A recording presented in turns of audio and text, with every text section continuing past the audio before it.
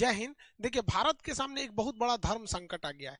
भारत एक और म्यांमार से रिश्ते बनाना भी चाह रहा है, वहां की स्थिति को भी सुधारना चाह रहा है। दूसरे ओर इजराइल और ईरान, भारत के लिए ये दोनों दोस्त है, बट ये दोनों एक दूसरे के जानी दुश्मन है। देखिए, म्यांमार में ना जो सेना है वो तख्ता पलट करके 1 साल के लिए शासन ले लिया और कह रही है कि हम तो चुनाव कराएंगे ही कराएंगे, बट 1 साल तक हमको सत्ता में रहने दीजिए। और यहाँ पे जो म्यांमार में जो विद्रोह हुआ है, अब वहां की जनता पर म्यांमार की सेना का अत्याचार बढ़ गया। अब वहां गोलियां चलाई जा रही है, सड़कों पर टैंक दौड़ रहे हैं। अब वहां के जो पब्लिक है वो भी अब क्या कर रही है, अब खुलकर विद्रोह करने लगी है और उन्हें खुला समर्थन मांग रही है। भारत से, अमेरिका से, यूरोपीय यूनियन से, इवन जापान वगैरह से भी समर्थन माना जा रहा है। इवन भारत के दिल्ली वगैरह में भी और अमेरिका में, यूरोप में भी जो लोग म्यांमार के वहां बसे हैं वो वहां पे प्रोटेस्ट कर रहे हैं कि आप हमारी हेल्प कीजिए। और वहां की आर्मी जो है वो पूरी तरह से अब दमनकारी नीति पे आ गई है।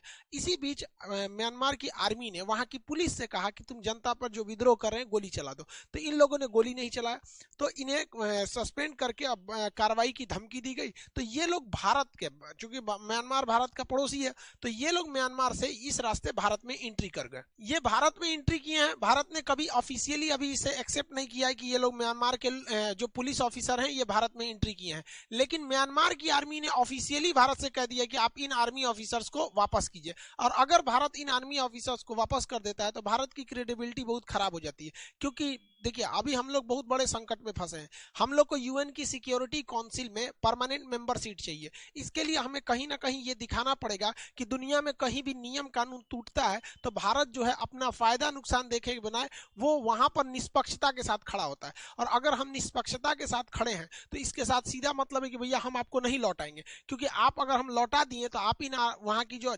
आर्मी है वो इन जो पुलिस ऑफिसर हैं इन्हें सरेआम या तो जेल में डाल सकती है या फिर फांसी दे सकती है। तो भारत को तो लौटाना नहीं चाहिए। और अगर हम नहीं लौटाते हैं तो म्यांमार कंफर्म है कि भारत से फिर वो थोड़ा सा खफा हो जाएगा और चाइना के गोद में जाके बैठ जाएगा। वैसे भी म्यांमार जो है वो 80% चाइना की ओर ही झुका रहता है। तो हम लोग को दोनों को लेके चलना है। तो बेटर यही रहेगा कि हम लोग ने म्यांमार की आर्मी के साथ एक डील कर लेते कि भाई हम एक ही शर्त पे इन्हें लौटाएंगे कि अगर आप इनमें किसी भी तरह का पनिशमेंट, फांसी या ये सब चीजों को नहीं देते हैं, अदरवाइज में नहीं लौटाएंगे। या तो फिर बेटर यही है कि भारत एक्सेप्ट ही नहीं करे कि वो लोग यहाँ आए हैं और उन लोग को आर्मी टू आर्मी कहते कि भाई तुम इतना बड़ा हिंदुस्तान है, कहीं रह जाओ ना, यहाँ पे कोई दिक्कत नहीं। एक्सेप्ट ही नहीं करे भारत की आए हैं और ये भी कहते कि हाँ जैसे भारत में मिलेंगे हम आपको दे देंगे। कोई ऐसा थोड़ी है कि वो पुलिस ऑफिसर बहुत बड़े आतंकवादी या बहुत बड़े गैंगस्टर हैं। जैसे दाऊद इब्राहिम पाकिस्तान में छुपा है तो पाकिस्तान में दाग लगता है, हम लोग के ऊपर थोड़ी ना दाग लगेगा कि भैया दुनिया भी कहेगी अच्छा किया छुपा लिया यहाँ पे। तो हम लोग को बीच का रास्ता लेके चलना है। म्यांमार से हमें दुश्मनी भी नहीं रखनी है और आर्मी टू आर्मी म्यांमार से बात करना चाहिए। जबकि अगर देखेंगे अन्य देशों को तो वो म्यांमार पे काफी सख्त रवैया अपनाए हैं, वो जापान, चाइना और रूस को छोड़कर। अमेरिका में जब अगर जो बाइडेन अभी आ गए, लेकिन अगर डोनाल्ड ट्रंप रहते तो अब तक बहुत बड़ा एक्शन ले लिए रहते, क्योंकि जो डोनाल्ड ट्रंप चाइना के एकदम खिलाफ थे और चाइना और म्यांमार में दोस्ती है, इस वजह से जो डोनाल्ड ट्रंप जरूर एंट्री मारते। जो बाइडेन भी किए हैं बट थोड़ा सा लेट से आए हैं। जो बाइडेन ने खुलेआम कह दिया कि भैया वहां नरसंहार या मारकाट बर्दाश्त नहीं किया जाएगा। अमेरिका ने म्यांमार के ऊपर वेपन्स एम्बार्गो लगा दिया। एम्बार्गो उसे कहते हैं जब कोई देश दूसरे देश से मतलब उस जिस पर्टिकुलर चीज के लिए एम्बार्गो लगा है उस चीज का व्यापार नहीं करेगा कोई देश उससे। तो इस पर वेपन एम्बार्गो लगाया गया है जिससे कि कोई भी देश म्यांमार को बड़े हथियार इस सब की सप्लाई वगैरह नहीं दे सकता है। और अगर पहले से ऑर्डर ले लिया गया है तो फिर उसकी भी सप्लाई रोक दी जाएगी। तो हालांकि म्यांमार की जो फौज है उसको किसी दूसरे देश से तो खतरा ही नहीं है। कौन भारत क्या उसमें हमला करने जाता है? चाइना हमला करने जाता है? नहीं करता है। तो उसको भी लगता है कि भैया तुम एम्बार्गो लगा के क्या फायदा हो जाएगा, थोड़ा सा सैंक्शन ही लगाओगे। हालांकि अमेरिका और भी सख्त कदम उठाया है।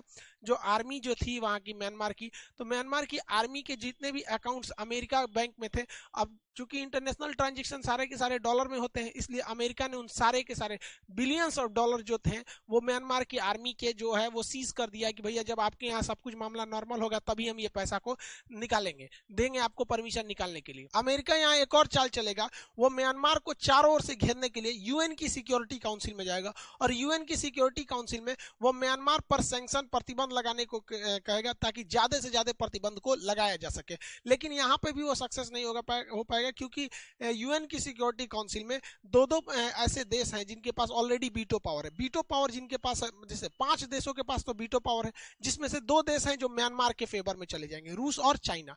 रूस और चाइना जो है ये म्यांमार के फेवर में चले जाएंगे। और अगर कोई भी वीटो पावर कर दिया, वीटो एक ऐसा पावर होता है कि अगर किसी ने अपना वीटो कर दिया, मतलब अब इस प्रस्ताव पर चर्चा नहीं होगी, यानी